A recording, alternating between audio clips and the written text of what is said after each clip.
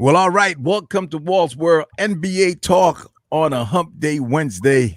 Got my man, the All-American Walter Luckett in the building. How you doing, my brother? I'm doing good, Juan. I have two words to say. Cameron Payne. Oh, you going with okay. I'm So going with the Payne game, man. you going with the Payne game. Of course, he's talking about Cameron Payne, who plays for the Suns. Yesterday, they beat the Clippers 104 to 103.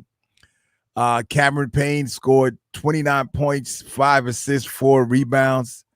Awesome. And it seemed like those 29 points were all driving to the basket, just laying it up on the left-hand side. What a replacement for CP3, I'll tell you. On point. I mean, he gave all kudos to CP3 for his mentorship, but also he said, thank you for the opportunity. Yeah, I mean, Devin Booker, of course, got 20 again. You know, he does his thing, but he got hurt, got hit in the head, and had to get stitches, and DeAndre Ayton won the game with a dunk. Start the game. Without 24 points, 14 rebounds, 1 assist. Jay Crowder was like basically not around yesterday. He only scored 2 points. Yeah, he was pretty non-existent. But getting back to Booker, Juan, when you really think about it, Booker had a tight defensive player on yesterday. Yes, absolutely. He had to earn every bucket, and I'm gonna tell you, it was fascinating watching defense the way it was played yesterday on both ends of the court. Yeah, Patrick Beverly always brings the noise, and he brings the energy. I know both of us aren't really crazy about the dude because sometimes he plays a little dirty. Yeah. I don't think he played dirty last night. He was just on ball. He's an on-ball defender. He's not going to give you any room. And if you're a coach, how do you slow him down? I mean, when you see the energy and the example that he sets for the team, it's hard to say, hey, calm down, because you want that energy. You want that electricity out there on the court, and you want it to become infectious with your players. Well, I think I was very impressed with both teams, their defense, and that's why the lead never got, in double digits for either team throughout the game. So it was exciting all the way through. Defense was fantastic, and the only reason they scored what they scored was because they earned every last point. And also, Juan, when you think about it, there was North Carolina on the court. That Johnson was perfect from the field, I believe. Yes, unbelievable. Absolutely. Yes, him and Sarge came through. Yeah, there's no question about that. And I mean, look, and again, we talk about free throws all the time. We had the big conversation about Ben Simmons the other day, and right now Ben Simmons is in trouble, with the 76ers. They don't know if they're gonna keep him or not. They're talking about trading him.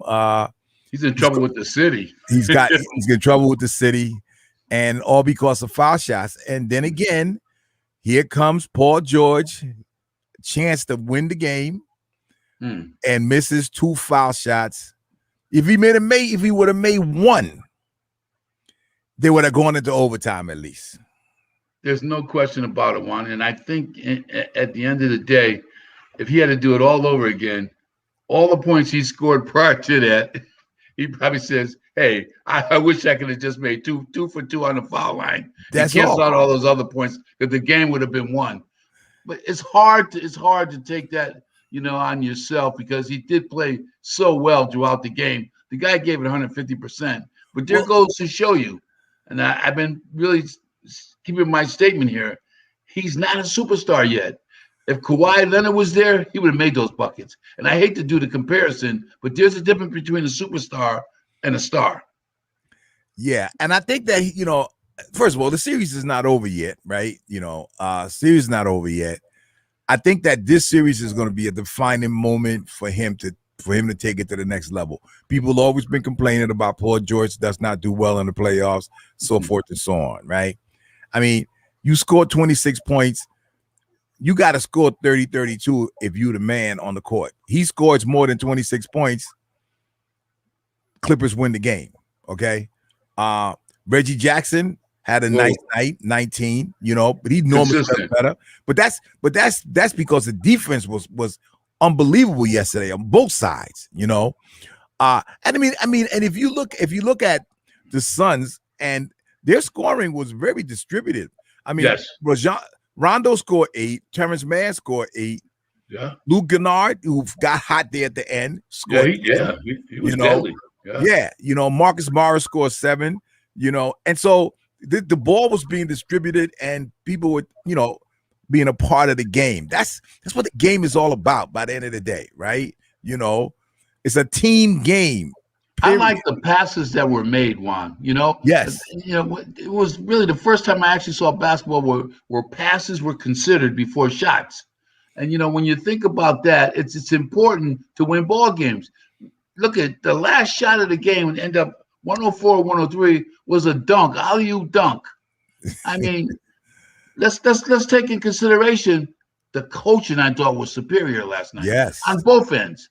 Great coaches.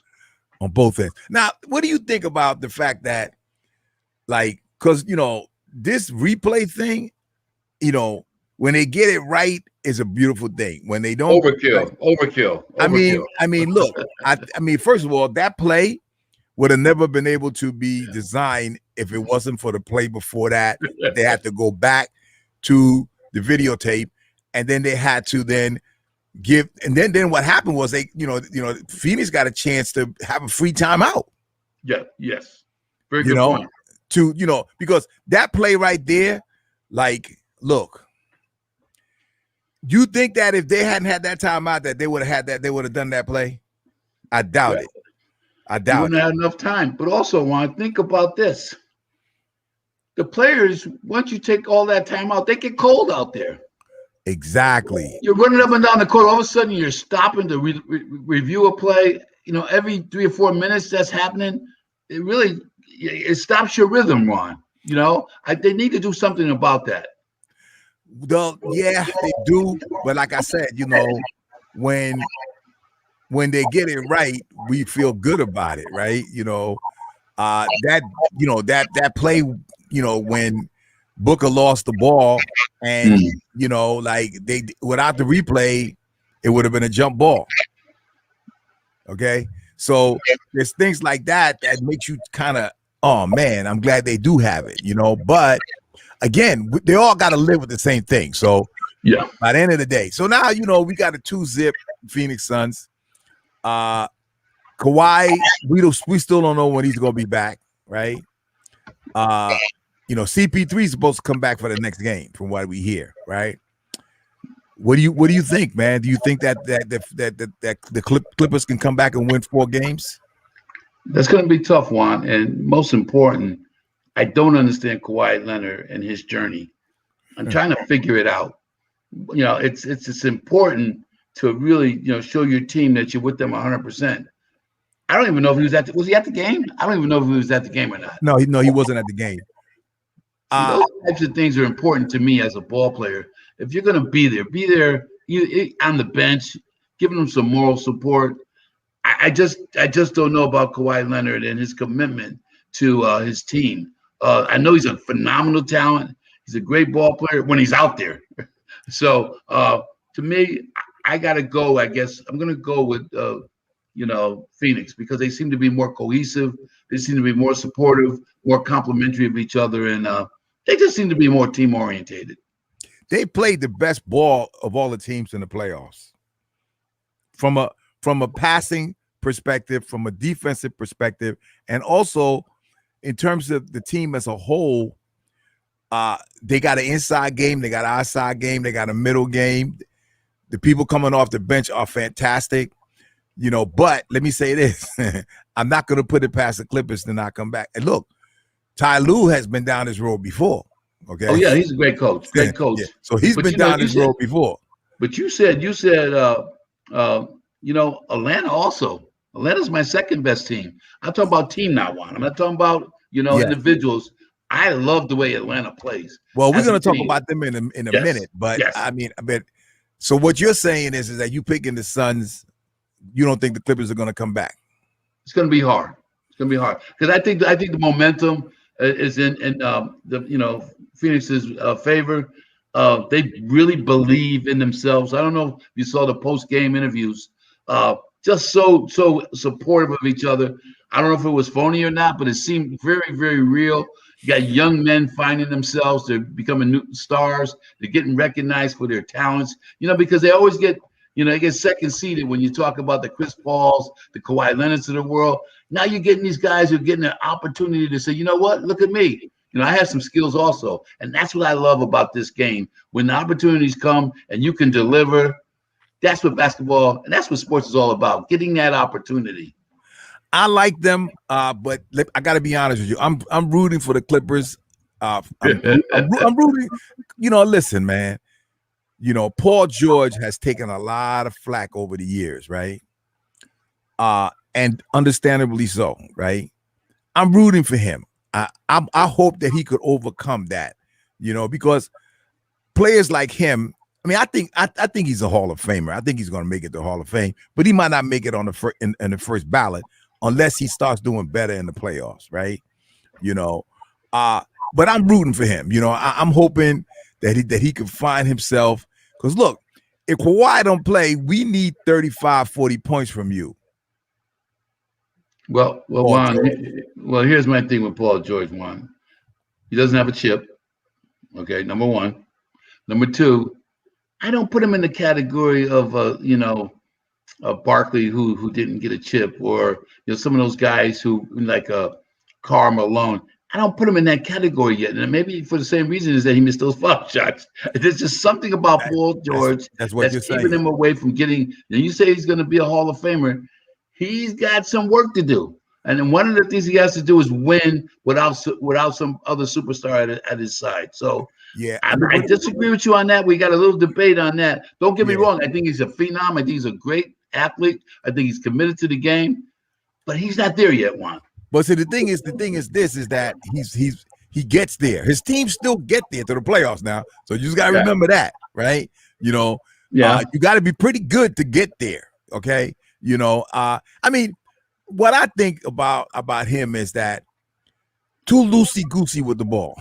That's right. There you go. Like start bending down while you're dribbling and stop trying to do that high dribble. All right. It gets him in trouble. Yeah. Exactly. Because I mean, look, otherwise he drives to the basket. He's got 10-footers. He does the three-point shot well. And he's a great foul shooter. He wasn't, 88%. 88%. He's supposed to get one of those that are going to overtime. I mean, it's a daggone shame. But I tell you what, DeAndre Ayton is definitely, making the big men look good in the NBA. Well, I told you, wow, with him, I like him a lot. And I also think that the ball players, the guards, that's why they're going to win, because the guards are playing to the big man with Phoenix. They know he's a strength. That's a strength move going to him. And also, he's a phenomenal defensive player. Yes. And he's 7 feet tall and he moves like he's a forward. Right. And you know what? He doesn't go outside and go outside his limits. He plays right within his range. And I don't see him like deviating from shooting at threes and, going at the top of the key and, dribbling between his legs and trying to dunk somebody from the foul line. He stays right within that 3-second lane and he's very effective. Well, we're going to find out tomorrow because they're going to be at the Clippers. They're going to be in LA. We're going to find out what's going on over there, but tonight we've got the Hawks and the Milwaukee Bucks game 1. That's what do you think, man? Well, I as much as I hate to say this, and I love my Atlanta Hawks, but they're playing against the Atlanta Giants, man. The Greek Freak, 7 feet tall. Lopez, 7 feet tall. Middleton, phenomenal within the 3-second range, and he's about 6'6", 6'7". Yeah. They got some horses.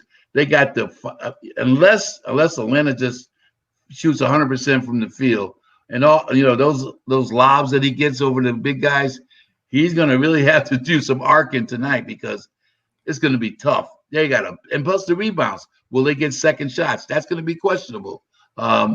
Atlanta's going to. And Capella is great. He's a good ball player, but let me tell you something. Those two bigs are going to be tough to deal with tonight. Well, I mean, you say that, but by the same token, he's only dealing with one big. You know why? Because the other guy's a because, comedy. because because because the Greek freak is not he's not down there. I know. He's Good point. he's a guard. So there's where coaching is going to have to come in, Juan. If I was the coach, I would put the two guys down low and just just have the guards just bring it down, drop it down low, and just watch the game play itself. But Drew, I'm not coaching. well, let me say this: Drew Holiday better watch that boy Trey because Ooh. because he's got to play. He's got to play well in order for them to win the series. Period. Right?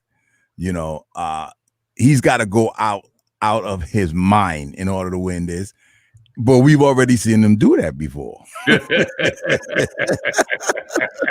We've seen him do it before. So there's no reason for me to think that he's not going to do it again. I'm rooting for Atlanta. Do I think the Bucks are going to beat Atlanta? I'm going to go with Atlanta. Period.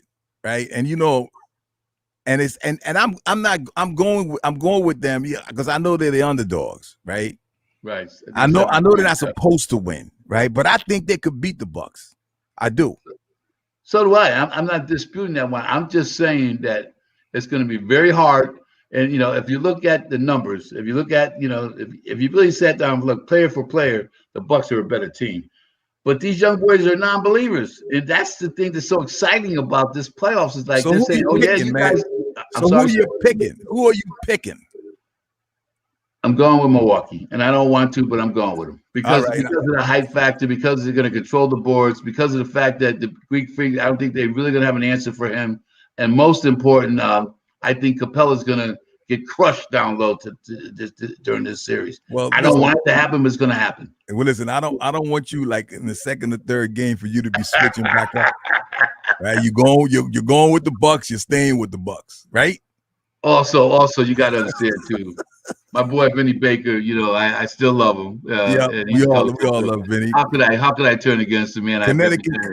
Connecticut stand up, yes. I was his agent, so how could I also flip flop on him? So I gotta go with the Bucks in heart.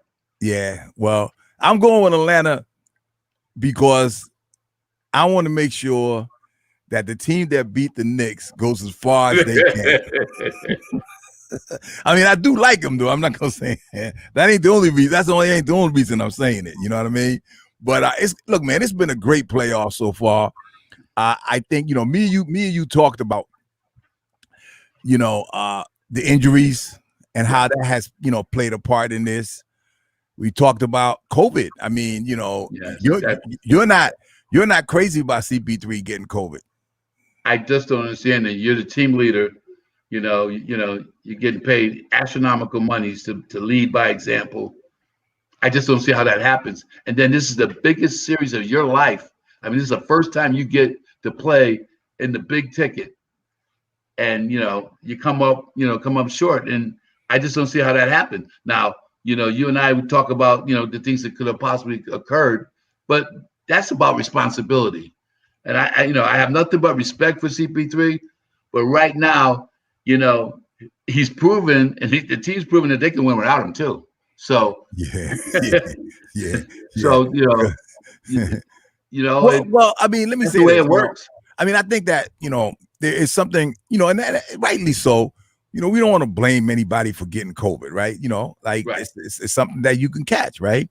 Exactly. But I mean, I've said all along, right from the beginning, and now he's the only one that has tested positive.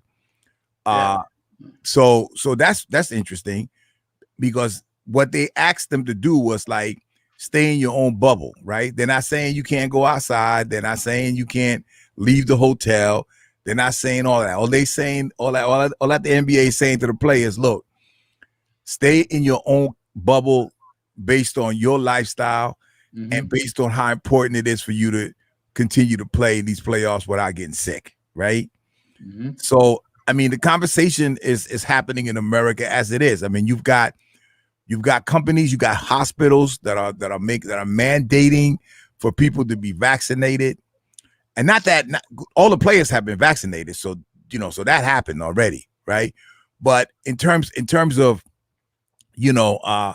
allowing folks to be around each other, they got an honor system going on. When you go in the store, They tell you, well, if you haven't been vaccinated, you need to put on your mask. But then now, how do you know somebody's been vaccinated, right?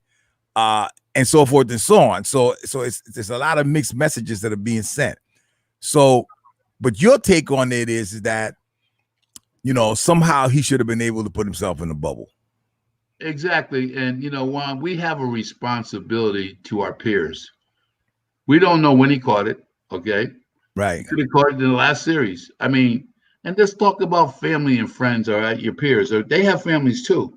True. So now, I mean, I realize this is a real big event, but I think life matters more than a basketball game. So let me ask you this. You played in the NBA. So, like, if you were in this situation, so you mean to tell me that what you would do is you come out of practice, when the game is over, you would go home and stay home.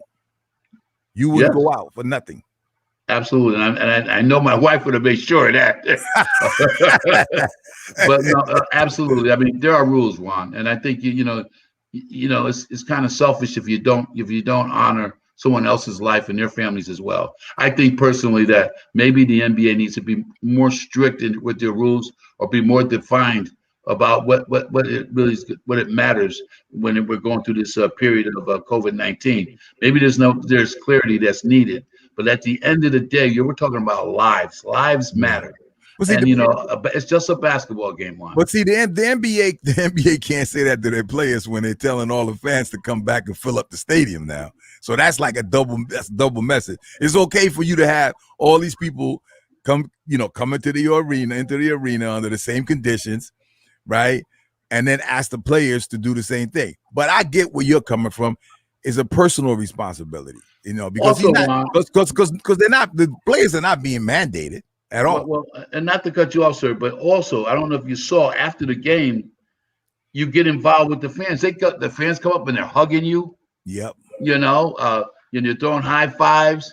You're going down the tunnel to get to your locker room, and everybody's, I mean, how do we really know, the status of people, and that's where, it's a frightening thing. And will we ever recover from this pandemic?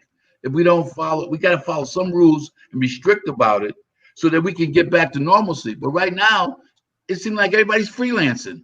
Yeah, I mean, and again, man, we got this new variant that's coming that's supposed to be stronger, and they claim that the vaccine is going to take care of that. Don't worry about it, the whole nine, right? But I mean, I think by the end of the day, CP3 probably regrets whatever decision he had put himself into, right? You know what I mean? But again, man, it's a tough thing, you almost gotta you in the house, you NBA player, you in the house, and your wife invites her friend and her husband to come over. Yeah. And then, you standing at the door talking about, let me see your card. I mean, it's crazy. But hey, it's a different time. It's a different time, So yeah, man. So we got the game tonight. So people, we're gonna do another show tomorrow to let you know what's going on with that. I can't wait till tomorrow though to see the Clippers game. Yeah, that's gonna be an interesting game. It's gonna be a great one. But one more last comment on the COVID-19. Yeah, I see 15,000 people in one arena. I see maybe 7 in another. Where's the consistency? I mean, what's the max amount of folks that need to be there? I mean, they're still close. I don't see any social distancing at all. Nope. I mean, and then this is a huge event. It's across the country. Are we going to see a spike after the NBA is over with? That's where my concern is, because people could fly in from different parts of the country and go to the games, and they go back to their homes. I mean, is there that possibility, Juan? That's what we need to ask ourselves. Well, the thing is this. The thing is that apparently what they're doing is that according to the guidelines for that particular city, that's how they're doing it. So some guys, because some like Connecticut, for instance, Connecticut is doing extremely well.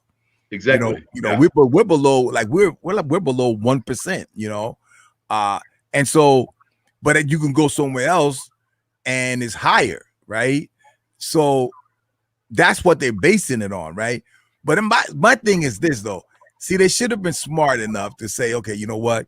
That's what they're saying. But what we're gonna do is we only gonna allow 7,000 for every game for all our arenas because we control that. Exactly. We're gonna do the 7,000, and that's it. And then that way, no one can hold us responsible for anything that could happen in the future around people getting COVID, man. So yeah, And no, then, but then you can spread them out too. Okay, yeah, you can that's spread them and out that's in what the I'm arena. talking about. Yeah, That's yes, exactly sir. what I'm Yeah. talking about. Exactly. But I mean, the Knicks, they had like 17,000 in there. You know what I mean? The Nets had about 15,000. I know. It's So it's crazy, man. It's crazy. But hey, listen, yeah, you going to a game soon? You going to an arena soon? not me. You I gonna got a big screen at home, Juan. you gonna sit in front of that big screen? Yeah. And then when Same the game's here, over, all I do is go to the icebox, get a nice beverage, and sit Yeah. down in my big chair. And that's Hey, what's listen, happening right now. you sitting courtside with that. You sitting courtside, right? Yes, You sir. getting the replays and everything. You're right, sir. Yeah. That's it. All right, man. Have a great evening, brother. Yes. We'll see you tomorrow. NBA talk, man, with the All-American, of course, Walter Luckett. I'm Juan Castillo. We will see you tomorrow.